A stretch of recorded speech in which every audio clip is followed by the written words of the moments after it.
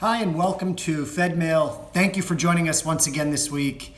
I want to begin by, of course, acknowledging the terrible tragedy, the events that took place in Israel over the past several days, with countless rocket attacks, millions of civilians needing to flee to hide in bomb shelters, and just a horrific level of violence and chaos, uprising, riots.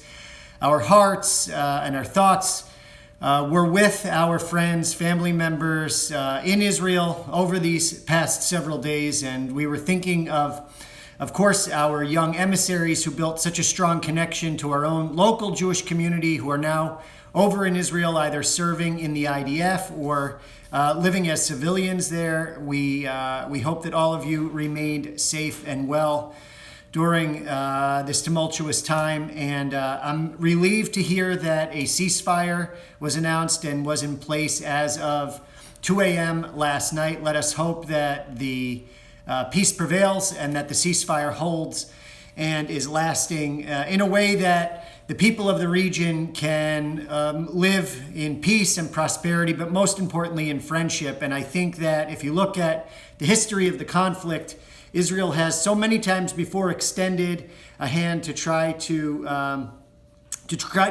create a situation whereby the two peoples can live in peace. And I hope that the leadership in the Arab world and the Palestinians in particular will quiet the voices of groups like Hamas that seek only to destroy Israel in its entirety with no interest in having any sort of equitable splitting of the land or any two-state solution or anything along those lines.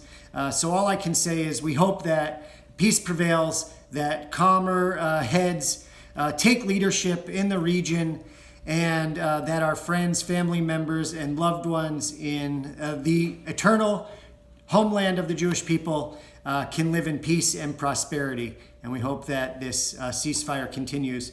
Talking about our young emissaries, please have a look below. Tamar Melech, our emissary from 2017, 2018, sent us a video talking about her experiences over the past several days, and it's an interesting perspective. Also have a look at the link below, urging members of Congress to stand by Israel. This is especially important for those of us in Massachusetts, so please have a look at that link. And if you have a relationship with any of our elected officials, please reach out to them and let them know how important it is that they support Israel, especially in times like these. We've seen through this flare-up, as many of our fellow Facebook users or Twitter users or Instagram users and so on engaged in really, quite one-sided rhetoric against Israel. And it just seemed overwhelming, at least from what I saw online. And I mean, quite frankly, I have most of my friends on Facebook and Twitter are in the pro-Israel camp. So to see so much of that is really shocking. And those of you who have children who are students in high school or college, I'm sure that you are particularly feeling the pressure. So I have also included below a list of links to resources that can be used by your students or by family members who just need more support with Israel. And also today, and likely going into the next several days, social media users are asked to blue out their profile pictures, meaning that they change their picture online to be a blue screen to show that they stand up against anti-Semitism and stand in support of Israel. So all of that is important. These are little steps that can be taken to help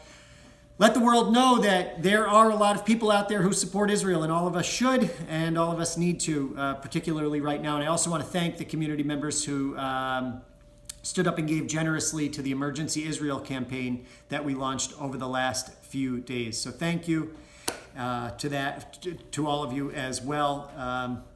I also, of course, want to let you know that a few events are taking place, some good things happening in the community to add a little joy to the week ahead.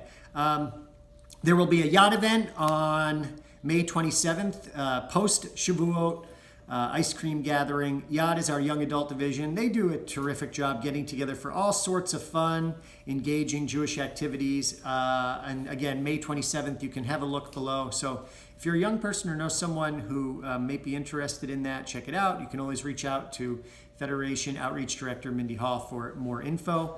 Central Mass Jewish Theater Company has an event coming up on May 25th. They've done a great job over the past year or so, putting together wonderful online programs, and that continues. And hopefully they'll be able to do an in-person show in the not too distant future. Also, the JCC Author Series continues on June 1st, and Jewish Federation's Havarim Group, those are folks who are 45 and up. Happily, I'm happy to report that there will be an event taking place on June 19th, a gathering. They haven't been able to get together in a while because of COVID, but it'll be great to get the old gang back together. I also want to remind you, of course, that if you need support due to COVID, we are here to help, and I'm really happy to see that the COVID numbers are looking positive and the number of new cases is declining. So all of that is really good news, along, of course, with the great news that a ceasefire is in effect and hopefully Hamas has been weakened and the peace will be lasting. With that, I want to wish you a good Shabbos. Shabbat Shalom. Thank you for supporting our Jewish community. Take care. See you next week. Bye-bye.